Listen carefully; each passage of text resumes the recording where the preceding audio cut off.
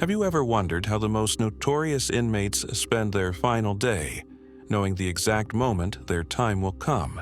From unexpected health issues to taking out the lives of fellow inmates, this is how the most notorious inmates spend their last 24 hours.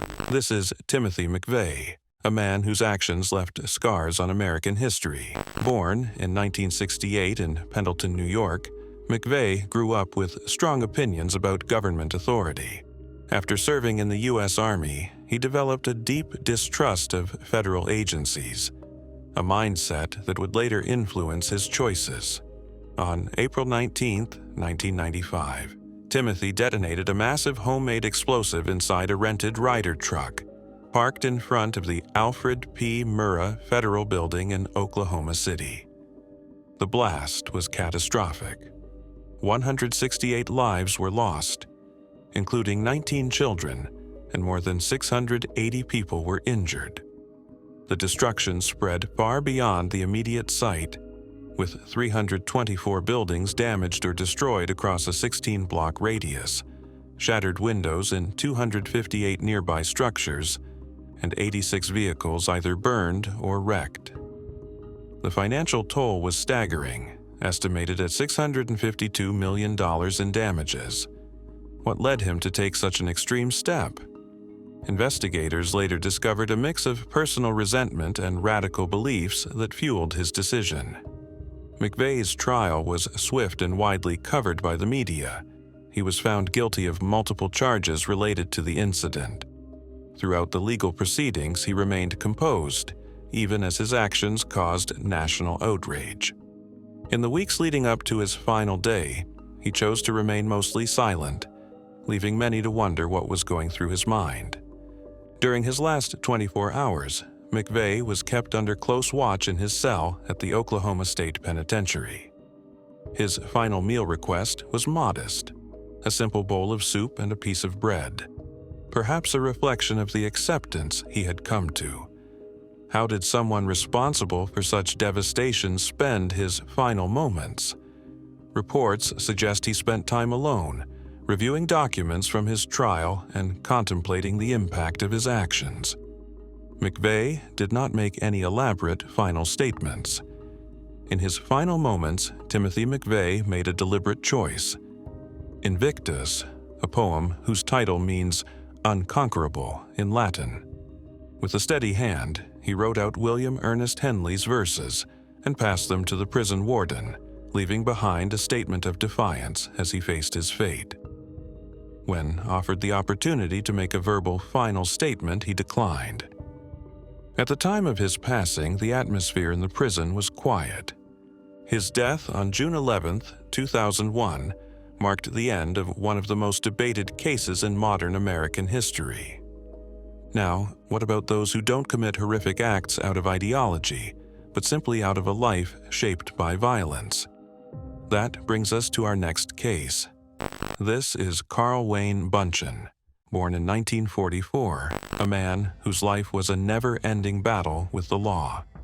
Again and again, his actions led to time behind bars. But one fateful encounter would define his legacy forever. So, what led to his final conviction? On June 27, 1990, in Houston, Texas, what started as a routine traffic stop turned fatal. Bunchen, a passenger in the vehicle, suddenly stepped out and, without warning, fired at Houston police officer James Irby. The officer lost his life instantly. It was undeniable. Bunchen was a relentless threat with no respect for the law. Bunchen was quickly taken into custody and faced serious legal consequences. In 1991, he was found guilty and received the harshest penalty under the law. Over the years, Carl Wayne Bunchen's case wound its way through countless appeals and legal challenges. Each time, the arguments circled the same points: technicalities, fairness, and whether his sentence had been decided before the trial even began. Bunchen insisted the judge had already made up his mind about the verdict long before hearing the evidence. He also claimed private conversations between the judge and prosecutors, along with the way his defense attorneys were treated, had stacked the deck against him. But despite his repeated efforts, the fight for a different outcome kept hitting the same dead end. The courts ultimately upheld their original decision. As his execution date neared, Bunchan's body began to fail him. He developed pneumonia, a serious lung infection that causes inflammation, fluid buildup, and severe breathing difficulties, raising concerns about whether complications would interfere with his sentence. Then, during a transport for medical care, he suffered a head injury, an unexpected turn that only added to the uncertainty surrounding his final moments. But no illness or injury would change what was coming next. On April 21, 2022, his sentence was carried out at the Texas State Penitentiary. Before this, he expressed regret, stating, "I wanted the Irby family to know one thing. I do have remorse for what I did. I pray to God that they get closure for me by taking the life of their father and Ms. Irby's husband." He also had some final words for his supporters, saying, "To all of my friends that stuck with me through all of these years, I am not going to say goodbye, just saying so long." This marked the conclusion of a long legal battle and brought a sense of resolution to Officer Irby's loved ones. Do you think justice was served? Let me know your thoughts in the comments. This is Joseph Edward Corcoran, born in 1975 in Fort Wayne, Indiana, a man whose life was shaped by wrongdoings and serious mental health struggles.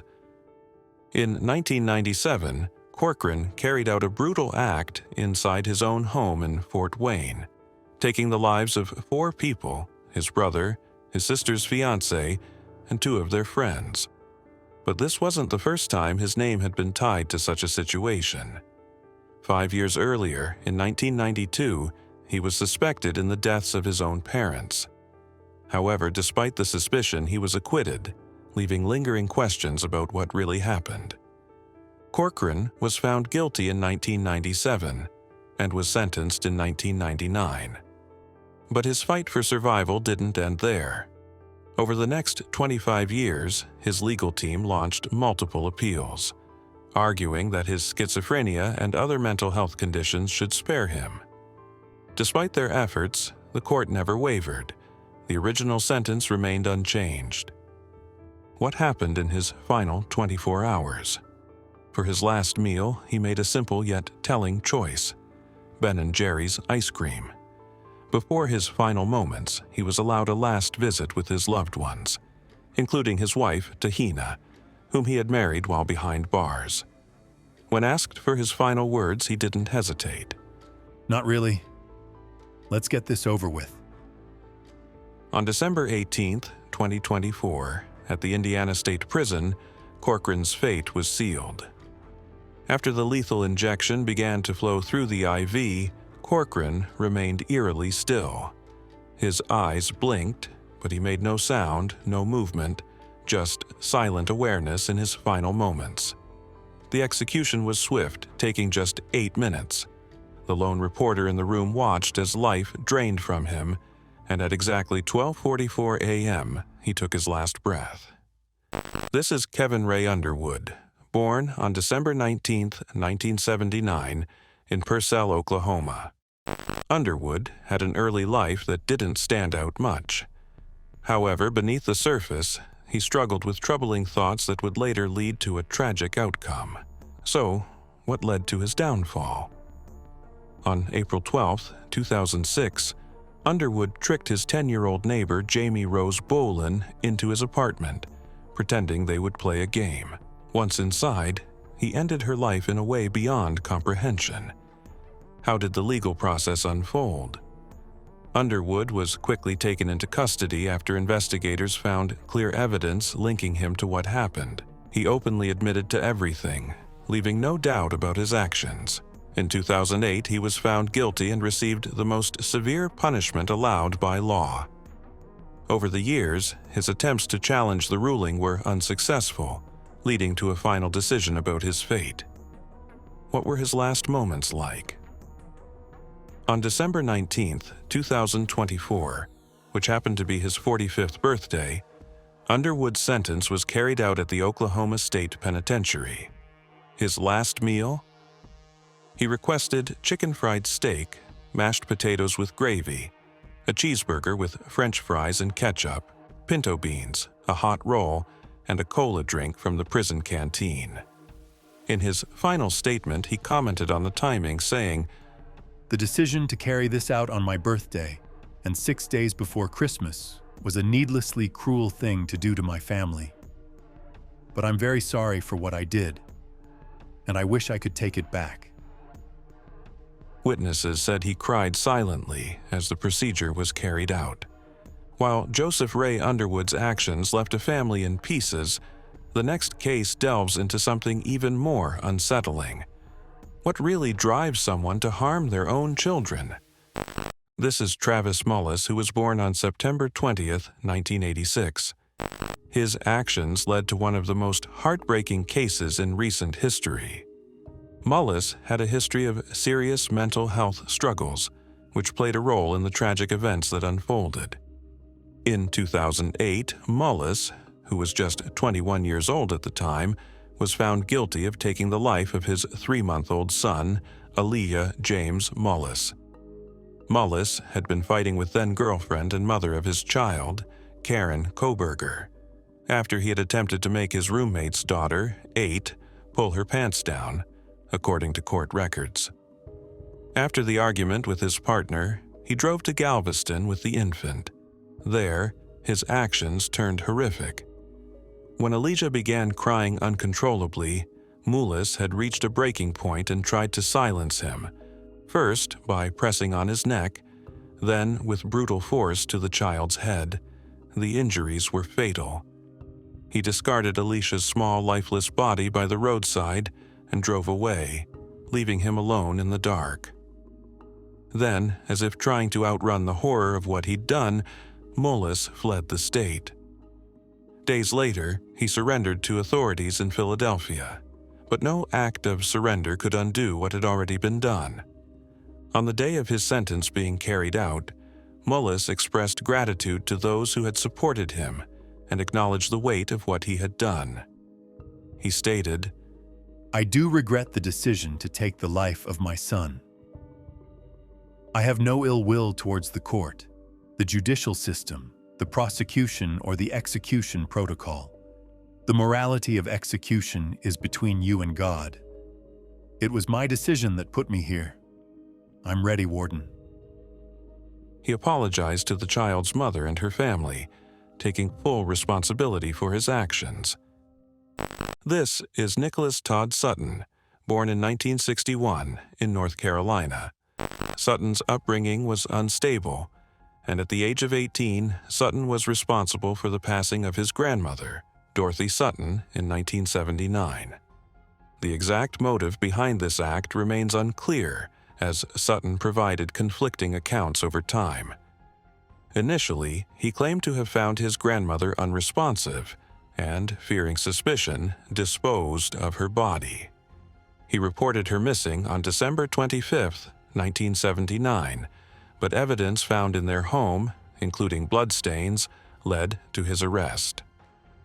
Sutton confessed to disposing of her body by placing it in a bag, weighing it down with a cinder block, and throwing it into the Nolichucky River.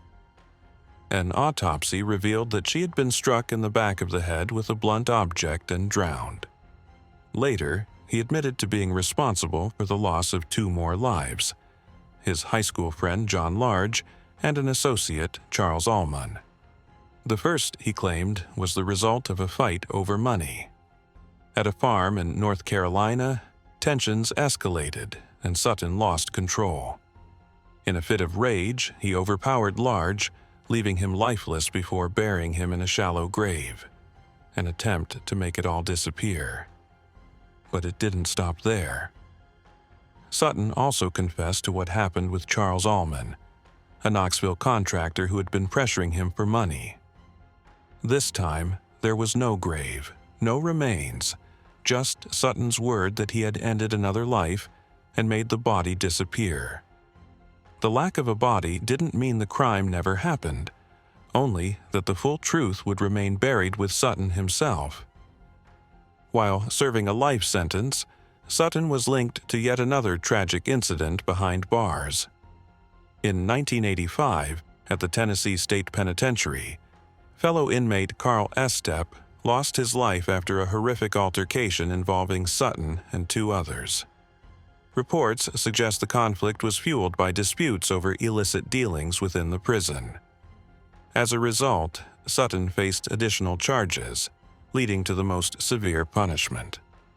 In the days leading up to his sentence being carried out, Sutton's legal team made last-minute appeals, emphasizing his transformation behind bars. They highlighted his efforts to protect both inmates and prison staff, arguing that he had changed significantly over the years. Some correctional officers even spoke in his defense. However, the system showed no mercy. On February 20th, 2020, moments his execution, he took communion with his spiritual advisor, sipping Welch's grape juice and eating a simple wafer. Then he sat down to his final meal: fried pork chops, mashed potatoes with gravy, and a slice of peach pie topped with vanilla ice cream. As the minutes counted down, Sutton delivered his final statement, not one of regret, but of faith. He spoke at length about his devotion to God, his love for his family and friends, and his gratitude for the path he believed had led him to this moment. When the time came, he faced his fate with calm conviction. His last words were clear, unwavering. I'm just grateful to be a servant of God. If you found this story compelling, be sure to like this video and subscribe for more deep dives into the most chilling and thought-provoking cases. This is David Earl Miller. Born on March 9, 1957, in Tennessee, his early years were marked by instability and mistreatment. He moved between foster homes, enduring severe physical and emotional struggles throughout his youth. In May 1981, Miller became acquainted with 23-year-old Lee Standifer, a woman with intellectual disabilities, in Knoxville, Tennessee. Their relationship ended on a date on May 20, 1981. Tragically, during this encounter, Miller inflicted fatal injuries on Standifer. He then attempted to hide her body in a wooded area. Following the incident, Miller fled the state but was apprehended in Columbus, Ohio, 9 days later. He confessed to the authorities about his actions leading to Standifer's demise. Miller was taken into custody shortly after and faced serious legal consequences. In 1982, he was found guilty and received the most severe sentence possible. Over the following decades, his case went through multiple appeals, with his defense pointing to his difficult upbringing and mental health challenges. However, despite these efforts, the original ruling remained unchanged. So how did he spend his final days? 2 days before his sentence was carried out, on December 4, 2018, Miller was placed under close supervision, a protocol known as Death Watch. For his last meal, he chose fried chicken, mashed potatoes, biscuits, and coffee. When given the opportunity to say any final words before his sentence was carried out on December 6, 2018, he reportedly said, Beats being on death row. The procedure was completed at 7:25 p.m. using the electric chair. Neither the victims nor Miller's family members were present. At the time, Miller had spent 36 years awaiting this outcome, making him the longest-serving inmate under this sentence in Tennessee. David Earl Miller's case leaves us thinking about how a troubled past can shape a life. The next case is about a man whose case changed how society viewed the most serious legal punishments in modern times. This is Gary Gilmore. Born in 1940 in Utah, he was raised in a world of chaos, constant moves, little structure, and no real guidance. Gilmore's actions can be traced back to a tumultuous upbringing.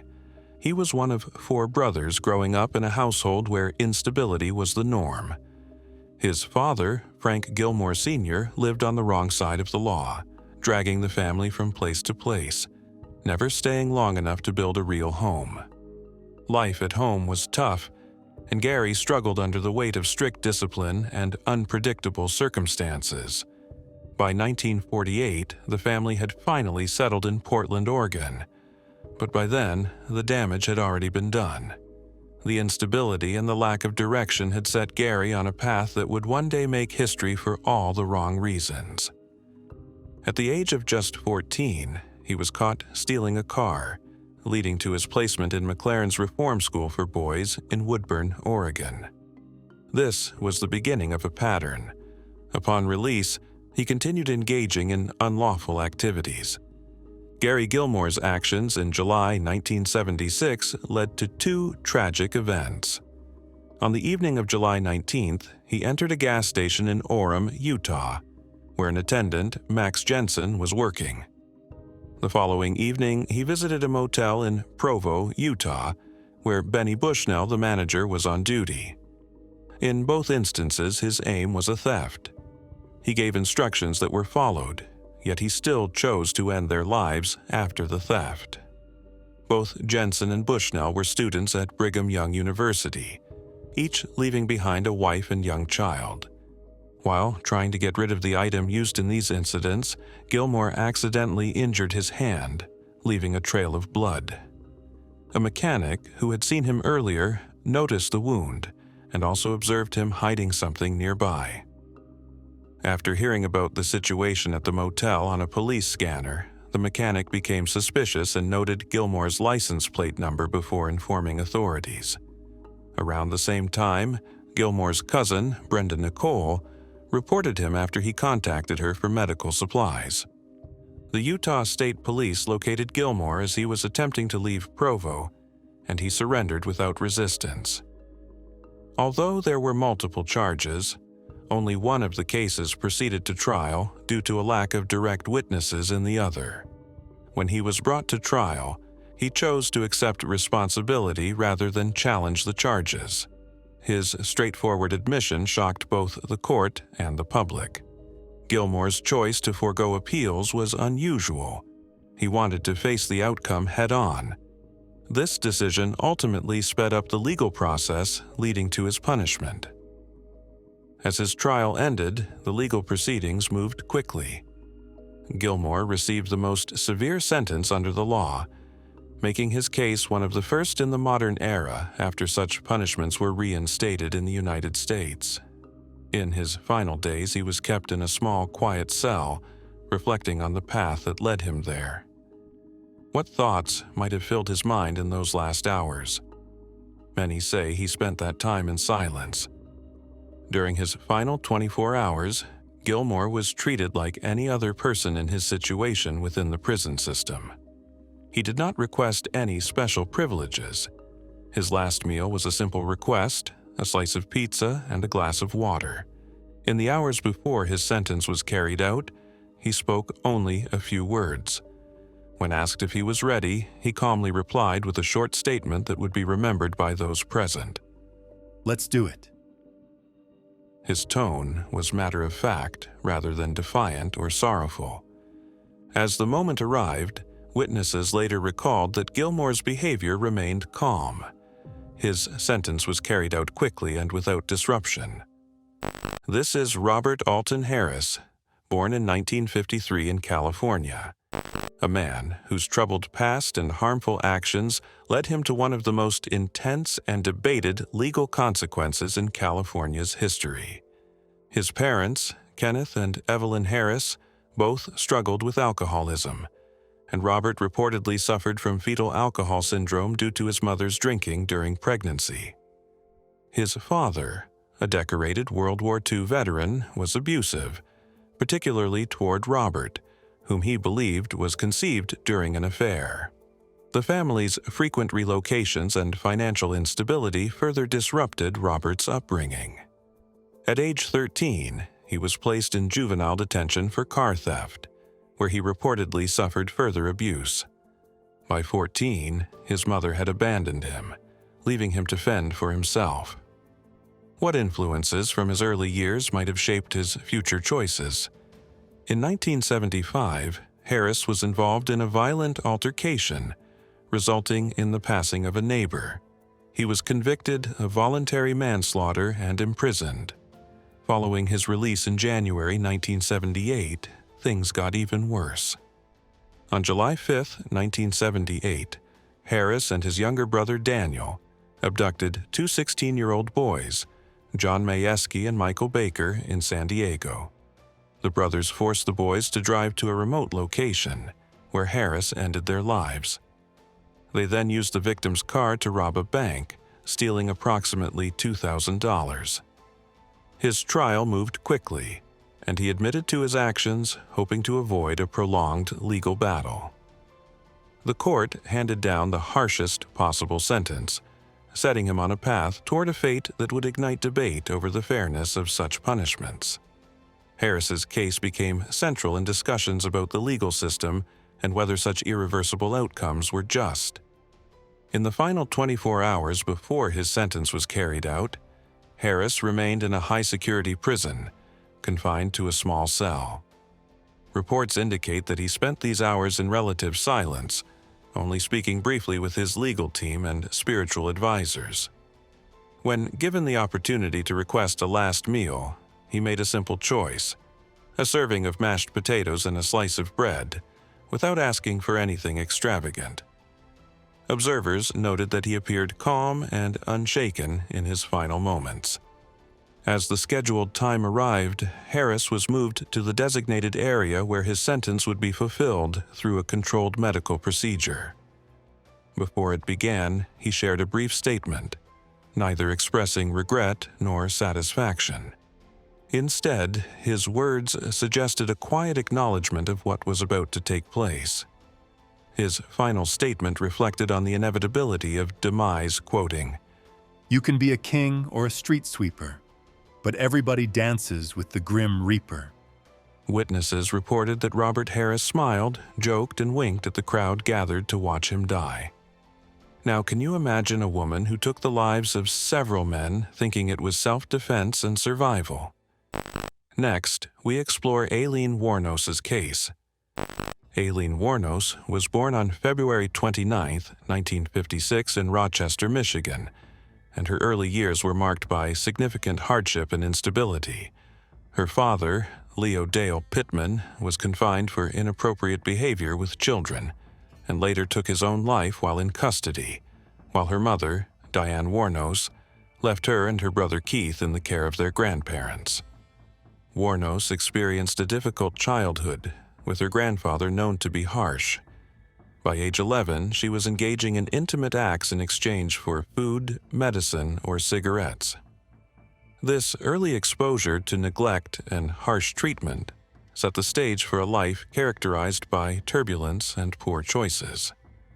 As an adult, Wuornos supported herself through activities that involved trading intimacy for money and other resources, along with engaging in minor, unlawful acts. Between 1989 and 1990 in Florida, she was held responsible for causing the passing of 7 men. Later, she explained that these encounters occurred when she felt threatened by unwanted physical advances, and she acted in what she believed was self-defense. Her method involved inviting men with promises of closeness and then inflicting serious harm at close range on individuals such as Richard Mallory, David Spears, Charles Carskadden, Peter Seams, Troy Burris, Charles Humphreys, and Walter Antonio. Wuornos was taken into custody on January 9, 1991, after a routine traffic incident uncovered evidence linking her to these tragic events. Her legal proceedings began in January 1992, and she was found responsible for the passing of Richard Mallory. In subsequent hearings, she did not contest responsibility for the other cases, expressing a desire to find spiritual reconciliation. She received multiple capital sentences and was confined at the Florida Department of Corrections Broward Correctional Institution. In the time leading up to the carrying out of her sentence, Wuornos displayed increasingly unpredictable behavior.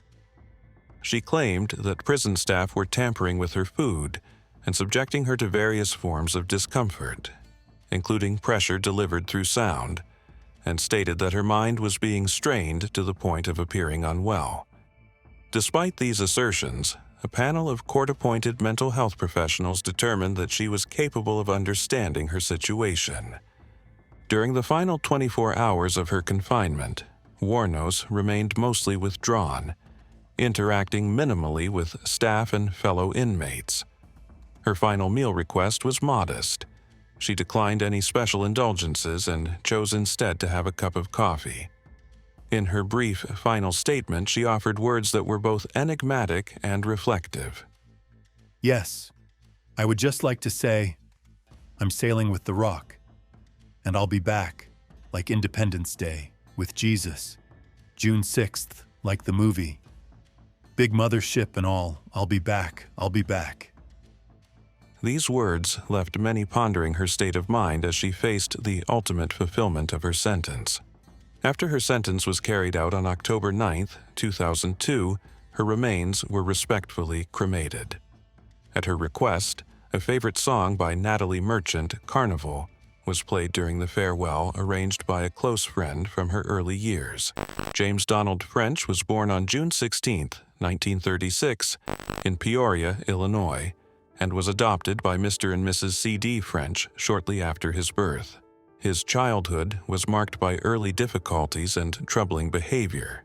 It is said that at the age of 5, he reportedly injured a man he believed was showing unwanted attention to his mother. In 2nd grade, he even attempted to set his school building on fire. These early troubling actions led to several stays in psychiatric care and reform programs, yet his harmful behavior continued into his adult years. In December 1958, while hitchhiking, French accepted a ride from Franklin R. Boone, a young motorist from West Virginia, traveling from Amarillo, Texas to Oklahoma. During that journey, French caused the loss of Boone's life. He later admitted his role in court, hoping for the ultimate penalty, but instead received a lifelong prison term in 1959.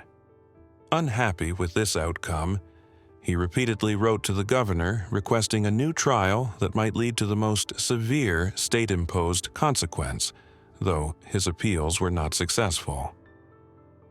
While serving a life sentence at the Oklahoma State Penitentiary in McAllister, French was assigned a cellmate, Eddie Lee Shelton. The two never got along, and over time, the tension grew. But for French, the conflict wasn't just about Shelton, it was about something much bigger. On October 27, 1961, he made a chilling decision. Knowing exactly what would follow, he took Shelton's life, fully aware that this act would bring the most severe punishment the state could give. He didn't run, didn't deny it. Instead, he confessed immediately, coldly, stating that Shelton was not fit to live. But his motive ran deeper. French openly admitted that he didn't do it out of anger, but as a way to force the state's hand.